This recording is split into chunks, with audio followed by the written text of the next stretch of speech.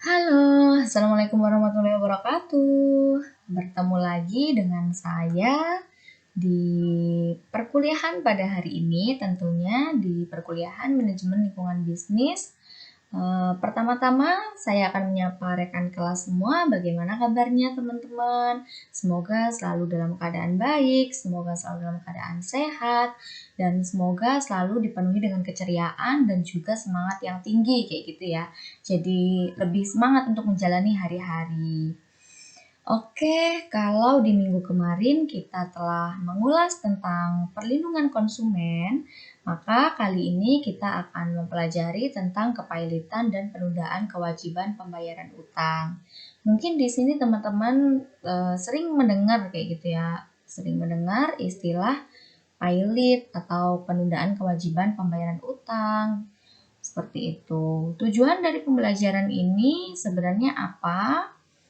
Yaitu yang pertama, mahasiswa diharapkan mampu untuk menjelaskan definisi dari pailit itu sendiri.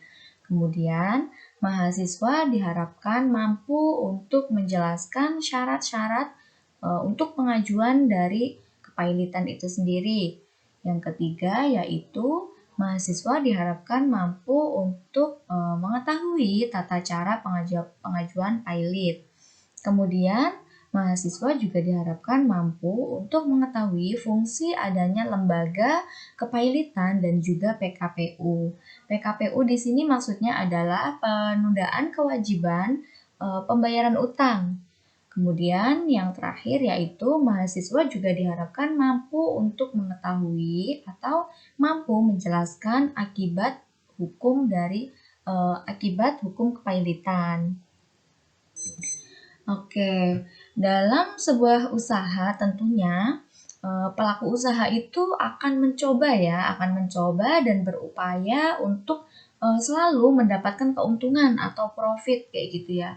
Namun ada kalanya pelaku usaha itu tidak dapat mencapai dari semua rencana tersebut atau mengalami kegagalan atau ketidakberhasilan kayak gitu ya dalam menjalankan usahanya.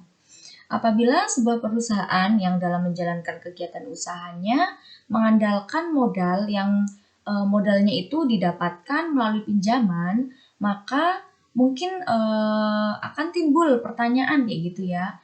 Apabila seorang debitur bangkrut dan tidak dapat membayarkan utang-utangnya, maka apa upaya hukum yang dapat dilakukan kayak gitu ya. Oke. Nah, untuk mengetahui hal tersebut, untuk mengetahui upaya hukum yang dapat dilakukan, langsung aja kita bahas yang pertama yaitu pailit. Pengertian dari pailit sendiri itu apa sih? Mungkin teman-teman sering mendengar ya istilah pailit kayak gitu ya, pailit. Atau mungkin teman-teman menganggapnya pailit itu bangkrut kayak gitu. Apakah benar? Coba kita cek di definisinya. Jadi, eh, Pilot, pilot itu merupakan sebuah proses di mana seorang debitur memiliki kesulitan. Jadi debitur ini modalnya kan tadi dari utang kayak gitu ya, modalnya dari utang bank mungkin. Jadi pilot itu proses di mana seorang debitur tidak dapat membayarkan utangnya kepada kreditur atau debitur ini mengalami kesulitan dalam membayarkan utang-utangnya kepada kreditur. Lalu hal ini dinyatakan pailit oleh pengadilan. Pengadilan yang berhak menggugat adalah pengadilan niaga. Tidak semua pengadilan ya dapat menggugat kayak gitu. Jadi hanya pengadilan niaga saja karena debitur dianggap tidak dapat membayar utangnya. Karena debitur tidak dapat membayar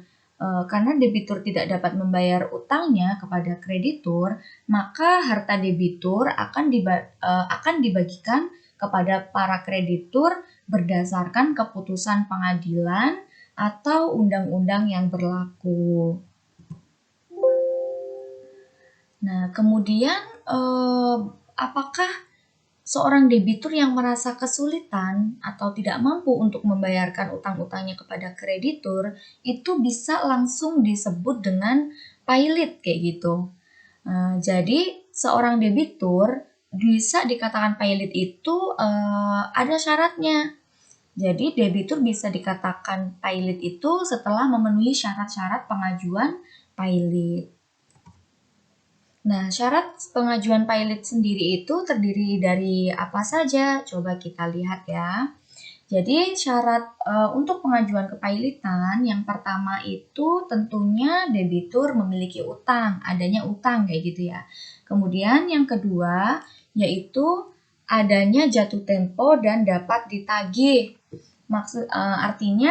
Artinya apa di sini? Artinya adalah kewajiban untuk membayar utang yang telah jatuh waktu, baik karena telah diperjanjikan, karena percepatan waktu penagihannya sebagaimana diperjanjikan, karena pengenaan sanksi atau denda oleh instansi yang berwenang, maupun karena putusan pengadilan kayak gitu. Nah, kemudian yang ketiga yaitu tentunya adanya debitur. Kemudian yang keempat adanya kreditur dan yang kelima yaitu permohonan pernyataan pailit dari si debitur. Yang keenam yaitu pernyataan pailit yang dinyatakan dari pengadilan niaga. Kemudian tata cara pengajuan pailit. Tata cara pengajuan pailit itu sendiri yang terdiri dari pihak yang berhak mengajukan pailit. Siapa saja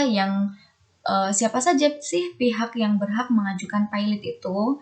Yaitu pihak tersebut mengajukan sendiri permohonan pailit tanpa adanya paksaan. Jadi si debitur itu mengajukan sendiri gitu ya permohonan pailit tanpa adanya paksaan.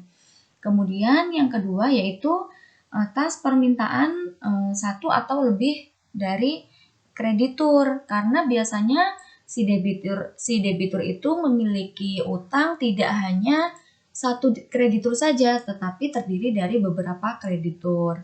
Kemudian kejaksaan atas nama kepentingan umum. Permohonan pernyataan pailit hanya dapat diajukan oleh Bank Indonesia dan Badan Pengawas Pasar Modal dalam hal debitur merupakan perusahaan efek. Kemudian langkah-langkah mengajukan pailit. Langkah-langkahnya yaitu terdiri dari permohonan pailit. Jadi si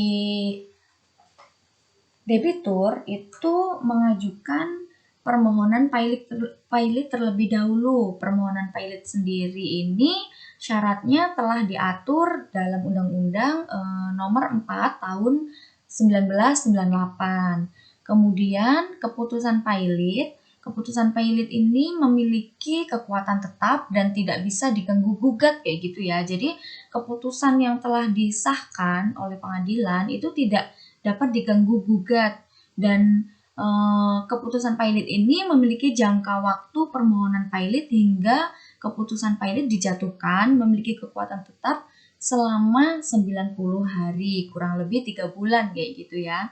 Kemudian adanya rapat verifikasi. Rapat atau biasa juga disebut dengan rapat pendaftaran kayak gitu ya. Rapat verifikasi ini atau rapat pendaftaran dari utang piutang.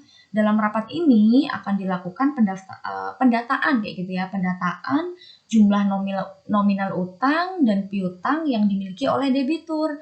Verifikasi utang ini penting ya untuk dilakukan karena akan ditentukan urutan pertimbangan hak untuk si kreditur.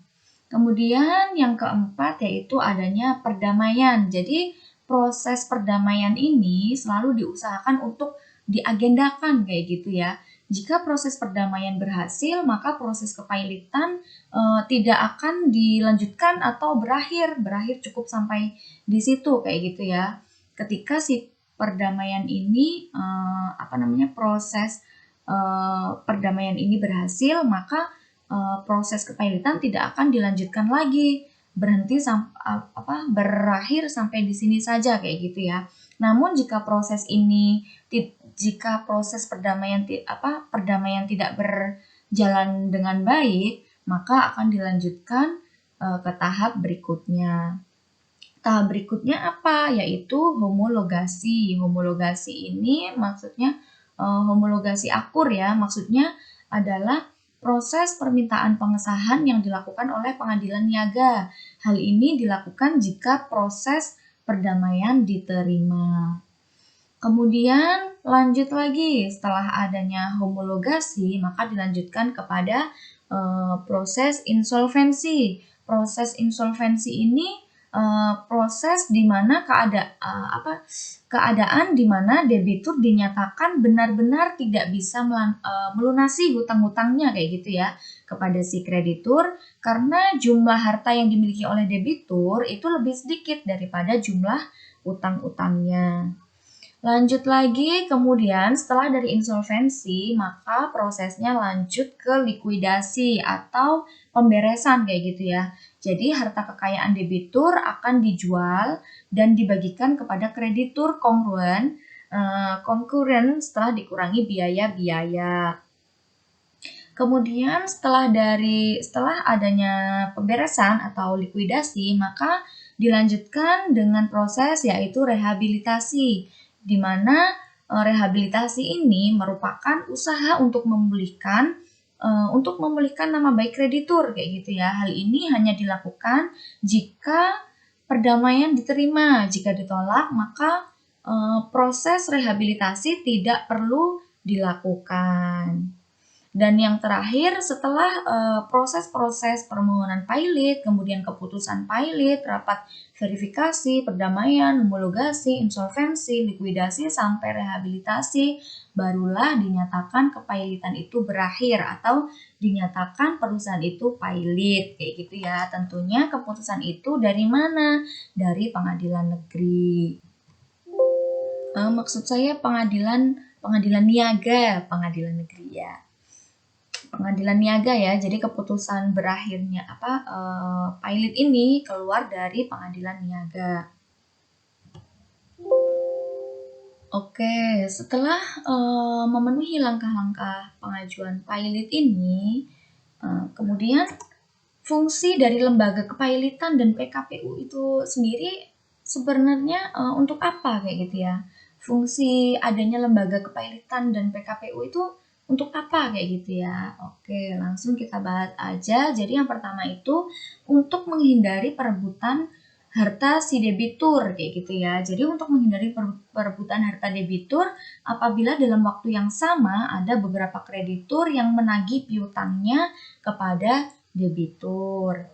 Nah, kemudian yang kedua yaitu untuk menghindari adanya menjual barang milik debitur tanpa memperhatikan kepentingan debitur atau para kreditur lainnya.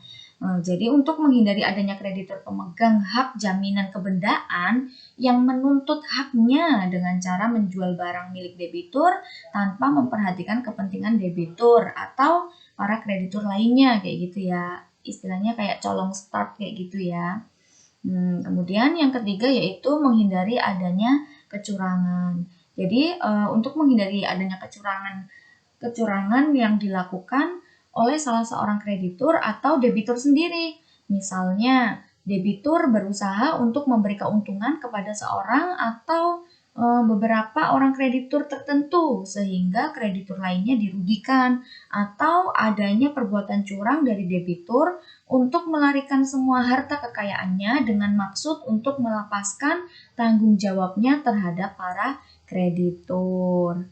Tidak boleh seperti itu ya. Sehingga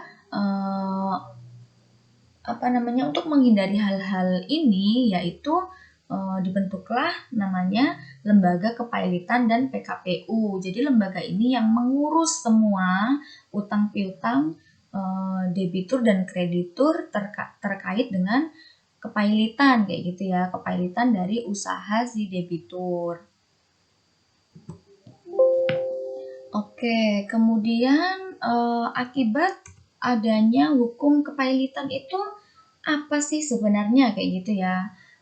Dampaknya dari hukum kepailitan itu yang pertama yaitu kepailitan meliputi seluruh harta kekayaan debitur.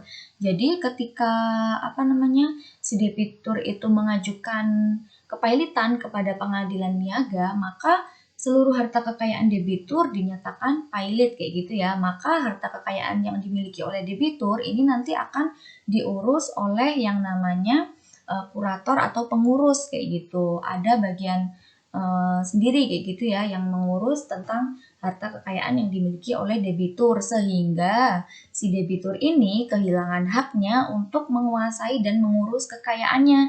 Jadi si debitur ini udah lepas tangan kayak gitu ya terhadap hak kekayaannya kayak gitu. Karena nanti kekayaannya akan diurus dan dikuasai oleh pengurus yang nantinya akan mengurus kepada kreditur-kreditur yang ada kaitannya dengan si debitur. Nah, kemudian hak dan kewajiban menyangkut harta pilot harus diajukan kepada kurator. Nah, ini kepada kurator. Jadi kurator ini adalah pihak yang berwenang untuk mengurus tentang kekayaan yang dimiliki oleh si debitur. Kemudian kurator berwenang melaksanakan tugas pengurusan dan atau pemberesan atas harta pilot. Jadi nanti kurator dan pengurus yang akan mengurus harta untuk dibagikan kepada si kreditur kayak gitu ya untuk membayar utang-utang. Sebagian utang-utangnya utang-utang debitur kepada kreditur. Oke, selanjutnya yaitu ini tadi tugas dan wewenang dari seorang kurator kayak gitu ya. Nah, tugas dari seorang kurator itu apa? Yaitu untuk melakukan pemberesan terhadap harta pilot. Jadi semenjak mulai pengangkatan kurator kayak gitu ya. Kurator harus melaksanakan semua upaya untuk mengamankan harta pilot dan menyimpan semua surat, kemudian dokumen, uang, perhiasan, efek, dan surat berharga lainnya dengan memberikan tanda terima. Intinya, kurator akan melakukan pemberesan terhadap harta pilot itu. Harta berupa apa? Bisa juga berupa surat-surat penting kayak gitu ya, surat-surat berharga, kemudian dokumen, uang, perhiasan, kemudian efek kayak gitu ya.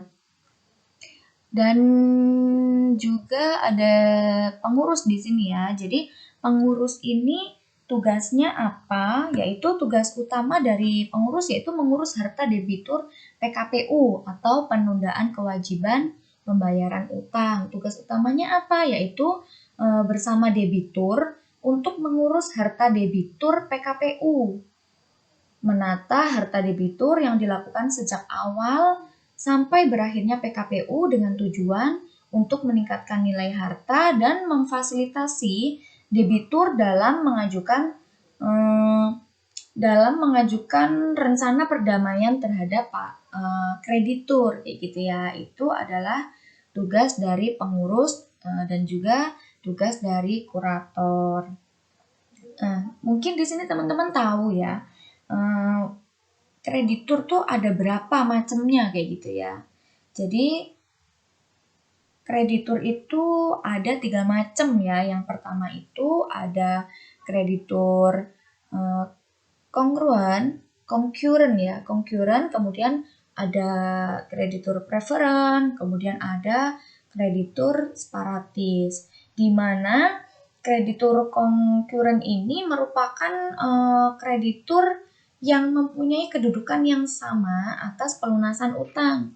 Jadi kreditur concurrent ini adalah kreditur yang tidak memegang hak jaminan namun memiliki hak untuk menagih debitur karena memiliki tagihan yang dapat ditagih terhadap debitur yang didasarkan pada perjanjian. Namun kelemahan dari kreditur concurrent itu merupakan dia akan menerima haknya itu paling terakhir setelah si debitur itu membayarkan utang kepada kreditur preferent dan kreditur separatis.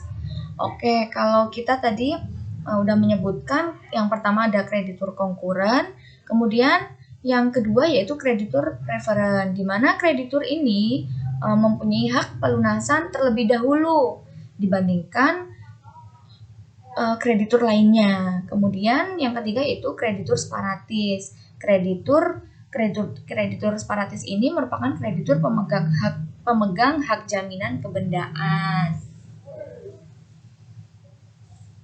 Kreditur separatis ini kreditur yang memegang hak jaminan seperti hak gadai, kemudian hak jaminan, hak hipotek, dan juga hak jaminan atas kebendaan lainnya. Nah, kalau kreditur separatis ini biasanya mendapatkan pembayarannya terlebih dahulu dari kreditur konkuren, namun setelah kreditur preferen. Oke, mungkin cukup sekian pembahasan materi pada minggu ini, pada perkuliahan hari ini, yaitu tentang kepailitan dan juga penundaan kewajiban pembayaran utang. Mungkin di sini teman-teman jika ada pertanyaan bisa sharing melalui grup WhatsApp kayak gitu ya. Saya berharap ya semoga penjelasan dari saya ini bisa diterima kayak gitu ya. Jika ternyata penjelasan saya ini kurang jelas, bisa langsung ditanyakan melalui grup WhatsApp. Oke, mungkin cukup sekian pembahasan materi pada video kali ini. Terima kasih kepada teman-teman yang telah tabah untuk mengikuti materi ini dari awal hingga akhir kayak gitu ya. Dan juga terima kasih karena telah semangat untuk mengikuti perkuliahan ini juga. Dan saya mohon maaf yang sebesar-besarnya atas segala kekurangan saya dalam menjelaskan materi pada hari ini kayak gitu ya. Oke, cukup sekian. Saya akhiri. Wassalamualaikum warahmatullahi wabarakatuh. Sampai ketemu di materi selanjutnya.